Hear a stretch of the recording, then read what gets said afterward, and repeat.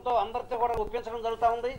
మేము ఎట్టి పరిస్థితిలో ప్రత్యేక హోదా సాధించి మన రాష్ట్రానికి కేంద్రం ద్వారా ఎన్ని సహకారాలు ఎన్ని రకాల సపోర్ట్ కావాలంటే అన్ని రకాల సపోర్ట్ మేము పొంది మన రాష్ట్రంలో ఉన్న సమస్యలను కూడా పరిష్కరిస్తాం.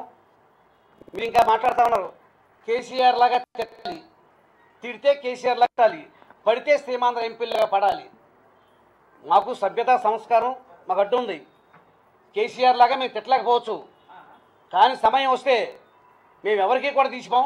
మా పోరాటం అంటే ఏంటో మేము గతంలో చూపించాం, మళ్ళీ అవసరం వస్తే మళ్ళీ చూపిస్తాం. ఇవాళ విడిపోయిన రాష్ట్రంలో మన ఆంధ్రులు అక్కడ ఉన్నారు. మేము కేసీఆర్ గురించి మేము మాట్లాడితే అక్కడ ఉన్న ఆంధ్రులు ఇబ్బంది పడతారని చెప్పి మేము అదుపులో పెట్టుకుని మాట్లాడుతున్నాం. మేము కేసీఆర్ లాగా మేము సంస్కారం లేనివాళ్ళం కాదు. కేసీఆర్ అలా మాట్లాడతానే మీరు గొప్పగా చెప్పుకుంటున్నారు. ఇవాళ రోజు మీరు ఏమంటున్నారు, పడితే సీమాంధ్రులాగా పడాలా. ఇవాళ సీమాంధ్ర మొత్తాన్ని నువ్వు అవమానించావు. సీమాంధ్రులకి సిగ్గులేనట్టు వాళ్ళు మాటలు పడే రకం అన్నట్టుగా మీరు చిత్రీకరించి మాట్లాడుతూ ఉన్నారు.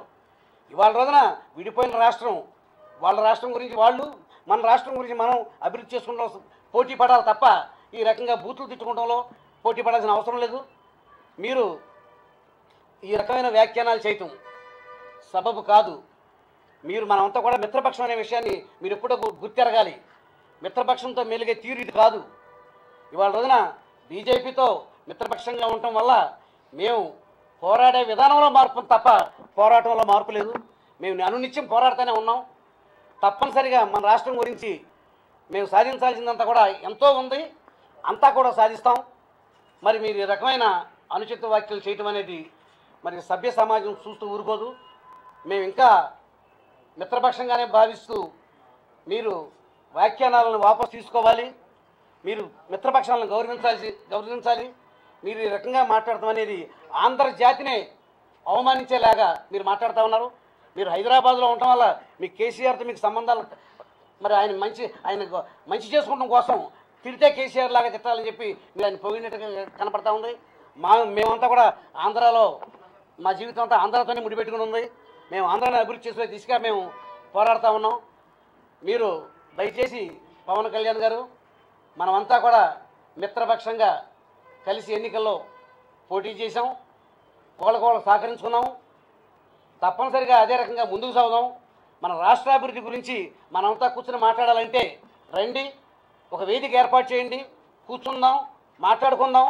మన రాష్ట్ర ప్రయోజనాల కోసం మీరేం చేస్తారు, మేమేం చేయాలి అనేది మా నాయకుడితో సంప్రదించి కేంద్రం పైన ఒత్తిడి పెంచి మన రాష్ట్రానికి కావాల్సిన ప్రయోజనాలన్నీ కూడా సాధించడంలో మనంతా కూడా సమిష్టిగా నడుపుదాం.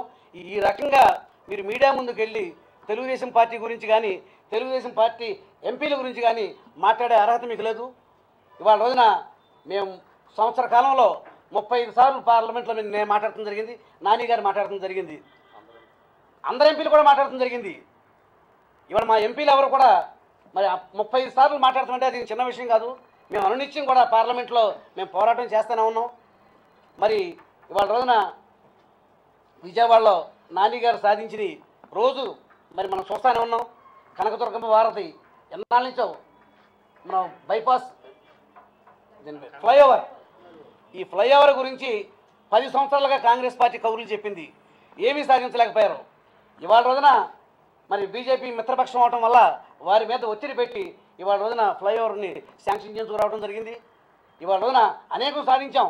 ఇవాళ ఒక మోడీ గారు ఒక గ్రామాన్ని ఆదర్శ గ్రామంగా తీసుకోమంటే కాన్స్టిట్యున్సీ మొత్తాన్ని ఆదర్శం కాన్స్టిట్యున్సీగా తీసుకుని దాన్ని అభివృద్ధి చేసే దిశగా నేను కానీ నాని గారు కానీ మేము అది దిశగా పోతా ఉన్నాం. మాకు మీ ప్రశంసలు అక్కర్లేదు, మాకు ప్రజల ప్రశంసలు చాలు, మా నాయకుడి ప్రశంసలు చాలు. మేము మా అంతరాత్మిక సమాధానం చెప్పుకోవాలి తప్ప మీకు సమాధానం చెప్పుకోవాల్సిన అవసరం మాకు లేదు. దయచేసి అదుపులో ఉండి హద్దుల్లో ఉండి ఒక మిత్రపక్షంతో ఎలా మాట్లాడాలి, ఒక స్నేహితులతో ఎలా మాట్లాడాలి మీరు ఒకసారి నేర్చుకుని మీరు మాట్లాడితే బాగుంటుందని చెప్పి నేను పవన్ కళ్యాణ్ గారికి విజ్ఞప్తి చేస్తాను.